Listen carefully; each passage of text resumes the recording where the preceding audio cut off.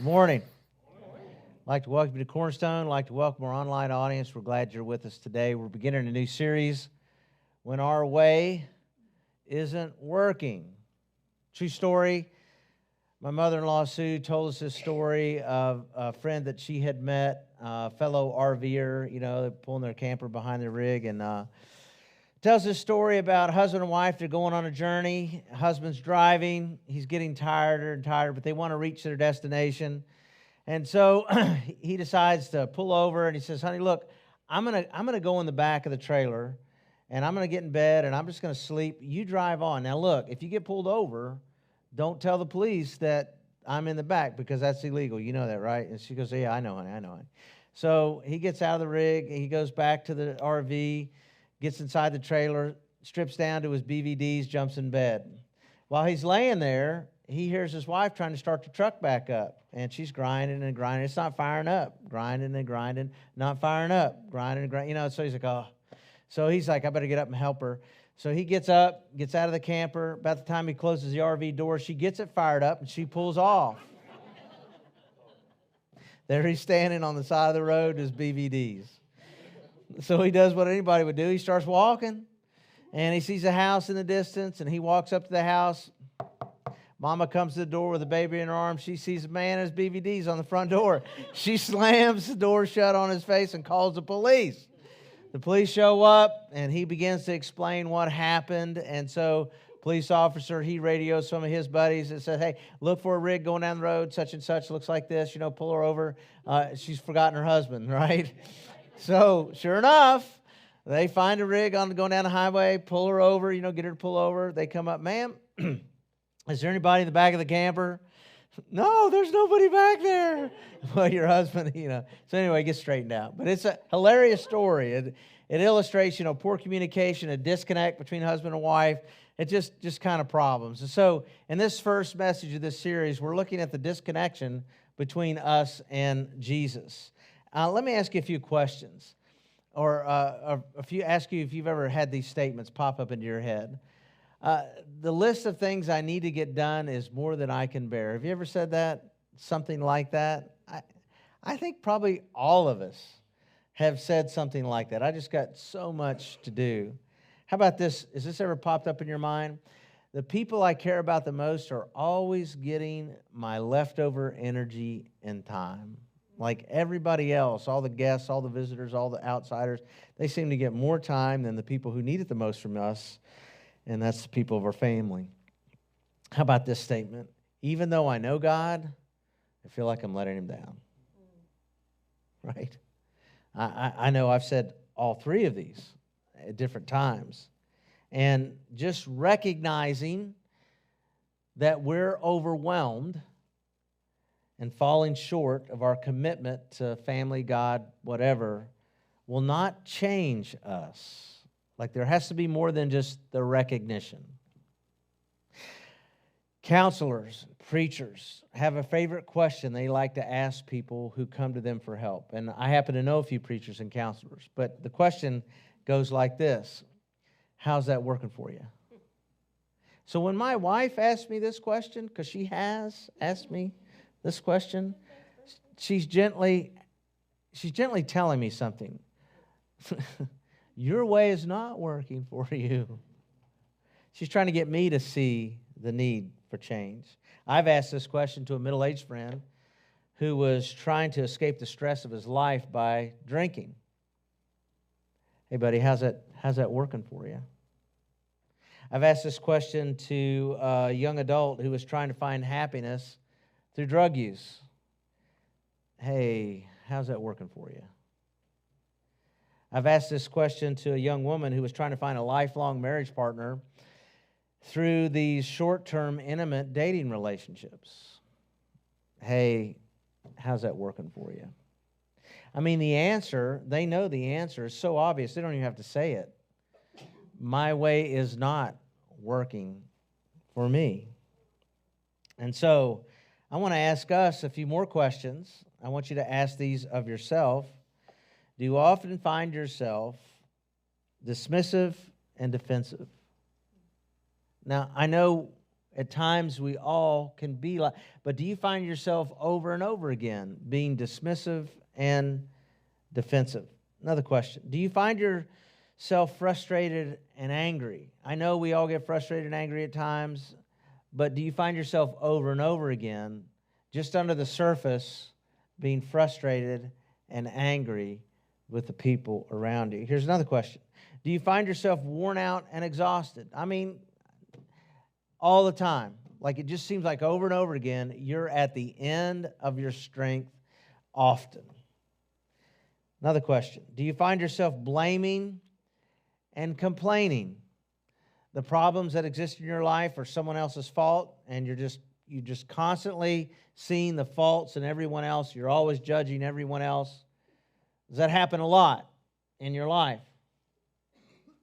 It's really quiet in here. Nobody's saying a word. One more. Do you find yourself discouraged to the point of despair? There's a lot of that going on in the people that are around us. A lot of that. Matter of fact, I'd read an article just this week that the 5th leading cause of death in Canada is assisted suicide. People have anxiety or arthritis, and they're deciding to take their own life. What? Assisted suicide's big in the United States, too. People just giving up. They're like, okay, I'm done. I'm done with this. It's because more and more people are finding themselves in Western culture being further and further disconnected from God, their source of life. On the night Jesus was crucified, he gave these following words to his disciples. And he knew his disciples would be persecuted, abandoned. They would be maligned by people. They would constantly be challenged in their walk after Jesus dies. And so he says this to them. He says, yes, I am the vine, you are the branches. Those who remain in me and I in them will produce much fruit. For apart from me, you can do nothing. He says, you've got to stay connected to me, because apart from me, you can do nothing. These 3 words, can do nothing, we have our own version of these 3 words. And it sounds something like this. Nothing seems to be working. Or, I can't catch a break. Or, what's the point of going on? Like, I don't know how you say it. I kind of know how I say it, and we're not talking about me right now, but, I have my own version of these 3 words.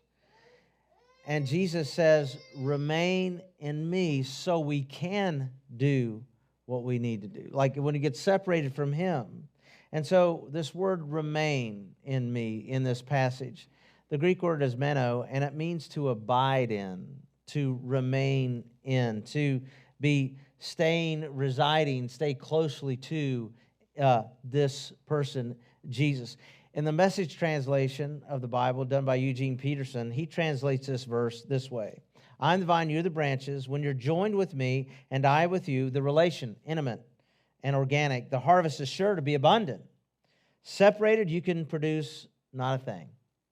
And so, like this truth that we're going to be wrestling with, John 15 in this series, it's so important.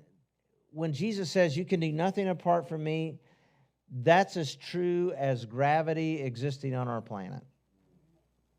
This is not Jesus giving some pious remark right before he dies, or he's not trying to give some memorable moment that'll be etched somewhere in stone. No, he's saying, I want to give you this universal truth.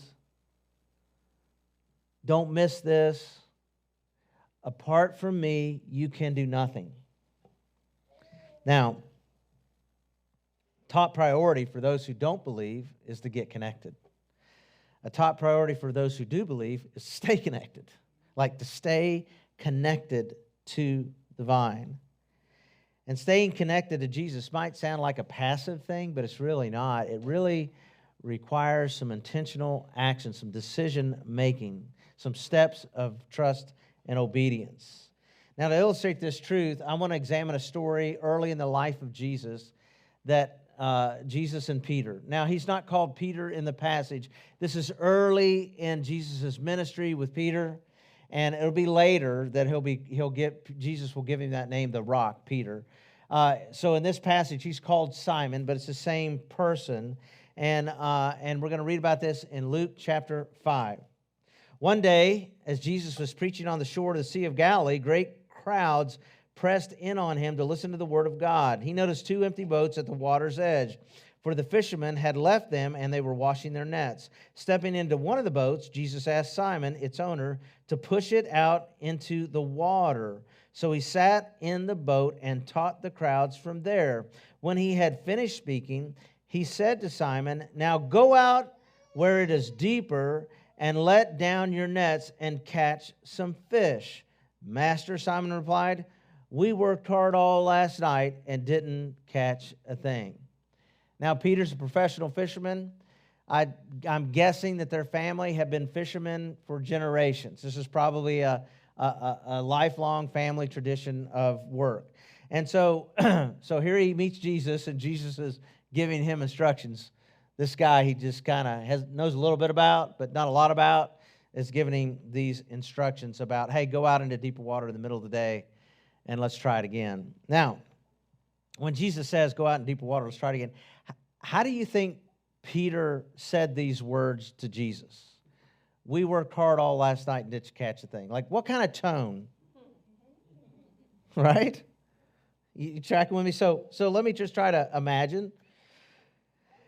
Do you think he said it in an annoyed tone? Like something like this.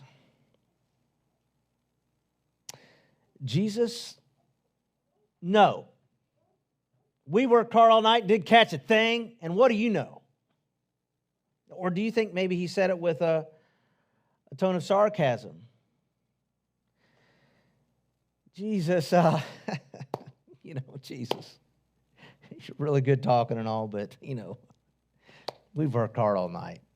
We didn't catch a thing. Or maybe he said it with a tone of discouragement. Jesus, my family's counting on me getting these fish, and we worked hard all night, and, this is just not the day, to catch fish. Or maybe he said it with some embarrassment. Jesus, I don't know how to tell you this, but I fished my whole life, and I've never had a night so bad as this, and I'm just washed out, man. I don't know how he said it, but in this statement, we worked hard all night and didn't catch a thing, there's more emotion in that statement than we catch off the page of our Bibles. You can guarantee that. Right? So, if we pay attention to our emotions, they can be indicators of a disconnection between us and God. Or, positively, they could be a connection with us and God. But we're starting out in this series of looking at the disconnect, all right, that can happen between people who believe in God. Like, it's just true. Now, here's a picture from the dash of our truck. And some of the gauges you recognize pretty easily, but there's 2 lights at the bottom, right? One is a check engine light. You know what that means? Check the engine, right? Now, I know what the light means. Some years ago, someone stole the catalytic converter, and they just kindly cut all the wires, and I can't get them back right. So I know what that's about. And then there's like a little U with an exclamation point in the middle. You know that one means, right? Some of you know. Low tire pressure, right? Like, so check your tire pressure. You've got a low tire somewhere. Now, the auto manufacturer, this case would be Toyota, has given us these gauges, these warning lights to indicate what's going on under the hood. And if we pay attention to how this truck is operating or how it's not operating through these gauges, we can get down the road. But if we stop paying attention to it, if we stop paying attention to the warning lights, to what's going on inside, it can cause all kinds of problems. We'll find ourselves on the side of the road, flat tire, blowed up engine, or whatever, right? And so the designer has intended us to act on the warning lights. Now, some of you have these warning. I know. If we went out there, we're going to look at everybody's dash, start your car up. Some of those warning lights have been on your dash for a long time, right? And you may do what I do. Like you get a piece of black tape and you stick it right over the instrument cluster right there, and you don't get to look at them anymore. Or some of you, maybe some of you women, they're like ornaments. And like, look, I have more lights on my dash. Aren't they pretty? Yellow and red and flashing, I mean, I don't know how you look at these lights, but they're intended for you to take some action because they're indicators that something's not quite right about your rig and where you're going down the road. God has given us emotions to indicate what's going on inside of us. And if we pay attention to those emotions, then we will take the necessary action to correct what's not right. Okay? So, if you're having some emotions that I'm going to talk about right now, I want you to do some analysis in today's message. Here are 4 primary emotions that all humans experience at some point in time, but if they remain for a long period of time, can be pointing you to take some action. All right, so the first one, guilt or shame. Feeling you've done something wrong or foolish. You're trapped in your past actions, or you're trapped in the past of someone's actions against you. Could be that too. Adam, the story about Adam and Eve in the garden, they disobeyed God. They ate of the tree they weren't supposed to. And so they immediately feel shame. And when the indicator light goes off, rather than running to God, they run away and they hide in the bushes. You see, the light went off and they're choosing to do nothing about it. Now, God does something about it, but they're choosing to do nothing about it. They're choosing to hide. You see, guilt and shame in that. Another primary emotion is this feeling of inferiority and inadequacy. You're feeling you're not good enough or you're incapable. You're the little man in the big suit. You're always feeling like you don't measure up. Everybody else is better than you, and you're like struggling to find your way into being accepted in whatever group. This feeling like you're not good enough. There's a guy in the Bible that there's more than one of these guys in the Bible. Paul is the guy I'm talking about. Paul struggled with feelings of inferiority and inadequacy. You mean an apostle of God? Yep, I sure do. And it's captured in one statement that he makes about himself when he says, I am the chief of all sinners. Paul was not the chief of all sinners. I am. No, I just don't. So Paul thought he was the worst, but because Paul's struggling, I think, with the past of when he was part of killing Christians. I think he's carrying that feeling forward, and he's constantly feeling like he's inferior to the rest of the believers that he's ministering to. I don't know all the pieces of that, but it sure points to that. And then this third feeling, fear. Feeling apprehensive, dread, you're in danger. Always feeling anxious, always feeling like something, the next shoe's going to drop, something bad's going to happen. There's a story in the Bible where the Lord sends 12 spies into the promised land, and they're going to scout it out and see what they're going to obtain. But 10 of the spies come back, and all they see are the giants. They can't see how big God is that just led them through the parting of the Red Sea and deliverance. All they can see are the giants in front of them and not how big God is over their problems. And so that fear captures them. And they just say, we're going to die. We can't go there. And so I don't know if you felt like that, if you walk around feeling like something terrible is going to happen all the time, but sometimes that catches a hold of us and it stays with us and we can't seem to shake it. This last one I want to talk about is feeling unloved or disrespected, feeling alone, wounded, offended, unvalued, uncherished. A lot of women throughout life will have this feeling of not being loved. They don't feel cherished. And a lot of men will often feel very disrespected. They don't feel like people recognize their efforts or whatever. And so you can feel alone, wounded, offended, undervalued. I mean, these are common feelings. There's a guy in the Bible, his name is Joseph. Stories in the Old Testament. He was the favorite son of his father, and his older brothers did not like that, so they threw him in a pit, and they were going to kill him, but instead they decided to make a little money, and they sold him into slavery, and he went off into Egypt. Later, many years later, when they meet back up because of a famine, they come in front of Joseph. They don't recognize him because he's lived in Egypt so long, he looks and talks like an Egyptian. And so when they come before him, Joseph is so angry. He's been separated from his family because he's been betrayed by his brothers. And he's feeling alone. He's feeling wounded. He's offended. And if you read the story, you can see where he's wrestling. And finally, he works through it. And he recognizes that God has used all of this for the good of the world, actually.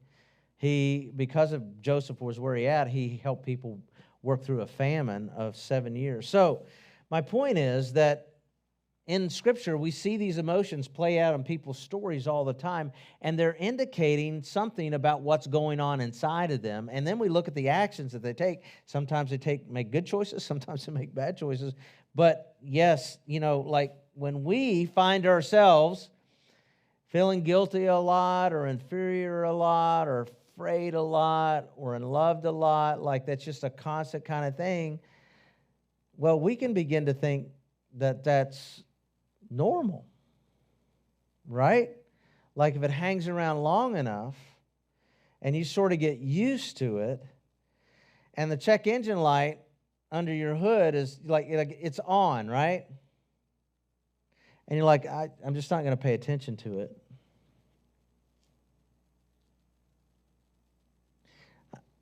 I'm not going to do anything about that. That's just that's how I am. That's just how life is. You see what I'm talking about? We have this magical way of thinking, don't we? Like about our check engine lights. Let's just start there. One day it will just go away, right? Yeah, when you trade in the car, it'll go away. But we can't trade in us, right? There's no trade here. Like, this is us for the rest of our life till the Lord comes back. And so it's not eventually going to go away. It's just going to be with us. It might even get worse. I once worked on a customer's truck. He said, ever since I bought this truck, it's always had low power. Never had enough power. Well, truck drivers say that all the time. But anyway, never had enough power. And so I get to investigating and diagnosing what might be wrong with it. Take the air cleaner apart, and there's a great big old bird's nest down inside the air cleaner. I mean, trucks have big air. Anyway, so the bird was gone. I guess he got an up-close look to an internal combustion engine at some point in time. But anyway, I don't know. I pulled the bird's nest out, put a new air filter in it, run like a scalded dog. You ever scald a dog? That's how fast it runs. And so anyway, my point is that he just thought that was all the power that truck would ever have. And so we are kind of like that. We kind of get stuck in these emotions, these negative emotions, these emotions that are flashing lights to us that are like, hey, something's wrong. And we just sit with it, and nothing changes, you see, when it's supposed to be pointing us back to God. When fear, inadequacy, shame go on, we think it's normal, and this is not the way life is supposed to be. I think Jesus said something like, I've come to give you life abundantly. Said something like that, right? And so when Jesus told Peter, hey, Peter, go out and fish again, and Peter responds, we've been at it all night. I think buried in some of that response of Peter is some shame, some inadequacy. I just can't help. We'll get to asking. But when Jesus knows Peter they're cleaning their nets, there's nothing in it. And so when Jesus asks this question of Peter and he waits for Peter to respond, I kind of think, well, if I was Peter, I might think that Jesus would slap me on the back and go, hey, buddy, you've worked hard all night. I know you've done your best. Better luck tomorrow night. Right? We might think Jesus might say that. Or maybe we would think he would go, You know, I get it, man. I've seen some other guys on the other side of the lake. They had a bad night too. You know, it's the wrong time of the year. The water's too warm, whatever, you know. But you know what Jesus does? Nothing. He looks at Peter and he waits. What's your decision, Peter? I've given you an instruction. What are you going to do? I've told you to go out into deep water and try again. Peter, what are you going to do? So, here's what we read. But if you say so, Peter says this, I'll let the nets down again. I look at this statement of Peter.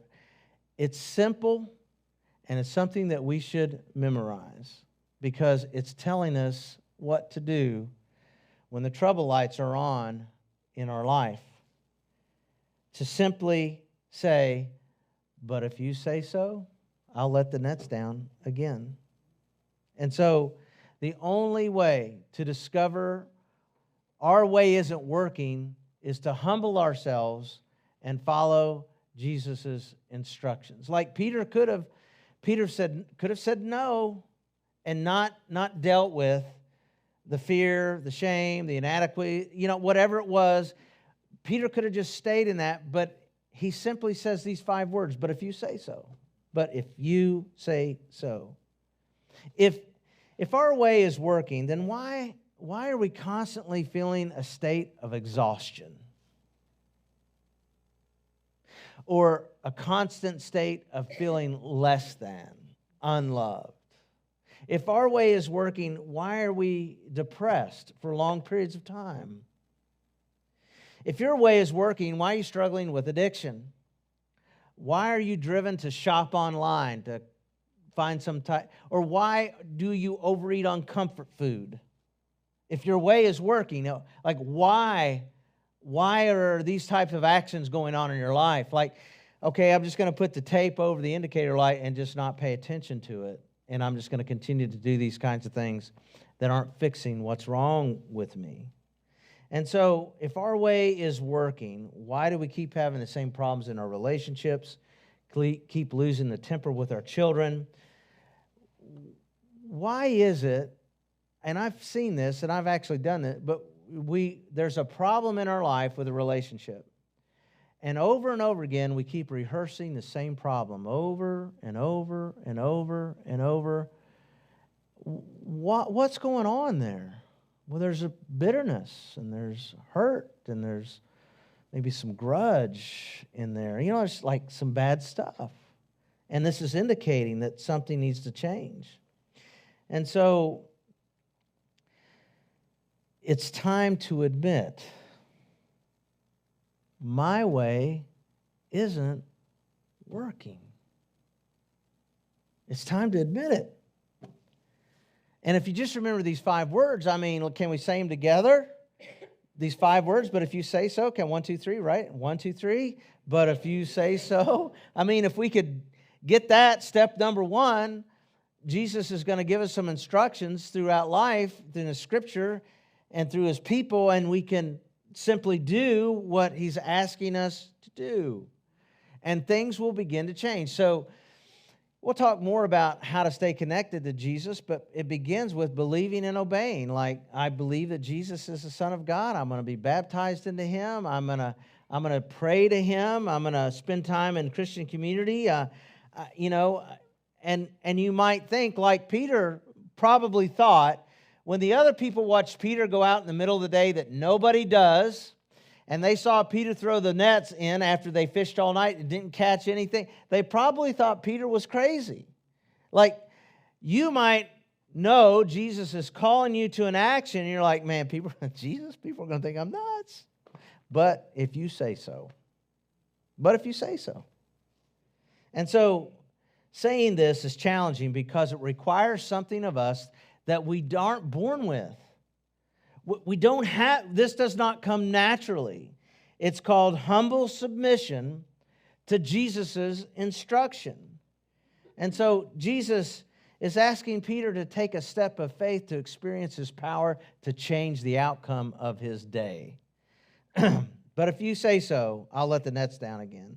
And this time the nets were so full of fish they began to tear. A shout for help brought their partners in the other boat, and soon both boats were filled with fish on the verge of sinking. What's the big difference in the stories? These first time they go out, they catch no fish. Second time they go out, they catch all kind of fish. You tell me, congregation, what's the difference in the stories? Jesus is in the boat. Jesus is in the boat. Well, that's rocket science, preacher. How'd you figure that out? Well, I read the text. It's the kind of stuff they teach you at Bible college. Jesus is in the boat. And we're not talking about, there's Jesus on the shore. No, they've invited Jesus into this very small boat, very intimate space. It's not like an ocean liner. A very small boat. And he's in with them, right next to them, watching them. He can smell them, like he's close to them. Is Jesus in your boat? Really part of your daily existence. Like days don't go well when Jesus is not with me. When he's with me, I'll make through even the worst of days. Life is better with Jesus in your boat. Like there's a t-shirt for you, right? When Simon Peter realized what happened, he fell to his knees before Jesus and said, "Oh, Lord, please leave me. I'm such a sinful man." For he was awestruck by the number of fish they had caught, as were the others with them. I think Peter reluctantly obeyed Jesus, but obeyed Jesus in spite of that. And when he saw the fish come in, he slid down in a pile of mackerel and cried for mercy to his Lord. That's what happens. Repentance. Church word, repentance. It's a humble acknowledgement that your way is not working. It's a humble acknowledgement that my way is not working. And one of the most encouraging themes that we see in the Bible over and over is that when God gets in your boat, things don't stay the same. They really don't. It changes when we really seek to obey Him, even though we're tired, even though we're discouraged, even though we're overwhelmed. I'm still going to do what Jesus, if you say so. In the Gospel of John, Jesus gives this universal principle. He says, "Yes, I'm the vine, and you are the branches. Those who remain in me, and I in them, will produce much fruit. For apart from me, you can do nothing." If Jesus would have began his ministry in Pittsylvania County, he would have not used the grapevine as an illustration. He'd have used a Better Boy tomato plant. I'm convinced of it. Now I bought this plant for the sermon series. And several days ago, I cut this guy off. What's going to happen to this little vine? It's going to turn brown and die. It's already in its state of dying. It's going to take a little while. You can separate yourself from Jesus and kind of still think Jesus is in your life. But eventually, the outcome is always the same. Without Jesus, there's no life. When you find yourself asking, "What's wrong with me?" recognize that emotion is pointing you to some step of faith that Jesus wants you to take and bring him into the boat, bring him into your life. So do you spend more time rehearsing your problem with others, or more time in prayer on your knees asking God for help? Like bring it to Jesus. We're talking about steps to take to reconnect us or to connect us to Jesus, the vine, our life source. Do you see that being connected to Him is not some self-help step that you're taking? Like it's not some self-help book. It's really surrendering and humbly doing what Jesus said. It's like, okay, Jesus, and God has the amazing ability to take the smallest amount of effort and multiply it to accomplish greater things than you could ever possibly imagine. Peter, just hang your nets out one more time, a little bit deeper water, and see what happens. Like that was it. It's not like a big deal, like climb a mountain. No, just do what you do all the time, but do it with me. Do you find yourself wanting a deeper connection with Jesus, but you're always isolated? Isolation is the dagger to destroying anyone. We have to, these chairs that arose have to become circles, and we have to have a community of people that we can talk to, who can hear us and that we can hear them. We have those Me Too experiences. We're sharing life together, and life begins to flourish and blossom in Jesus because now we're doing life in Christian community. There's no life outside of Jesus in this community. There's no life. We have to be willing to allow ourselves to be transparent with our struggles. When we pray, and I mean like just pray like you're talking to your father. Well, maybe you had a terrible father. I'm sorry about that. But talk to God as a good father, good father. And He wants us to just communicate to Him, like just talk to Him. Don't worry about church words. Just like go, Lord, I am always depressed. Or I'm always feeling inadequate. I feel overwhelmed. Help me. Like, that's a great prayer. I might even have prayed a prayer like that in my life. And so, you know, you can be surrounded by Jesus. Jesus people, church, Bible on your phone, and not be connected to Jesus. Because it requires this humble, trusting step of faith. I don't know what your step is, but I would love to talk to you about that. We would love to have that conversation. Over here to my right, beside the one board, is a door. That's a next step room. And so as this service wraps up, and this next song, you're invited to come up. I'll be standing at that door. My wife's with me today. I've asked her to be here with me because we're talking about feelings, right? I need help. And I'd like to just have a conversation. If you're terrified about tomorrow, can we talk about that? If you feel like you're just ready to off yourself because life has just got so horrible, can we talk about that? Jesus says, if you connect to me, you'll produce fruit. You'll produce fruit. Let's stand and worship. Thank you for joining us today.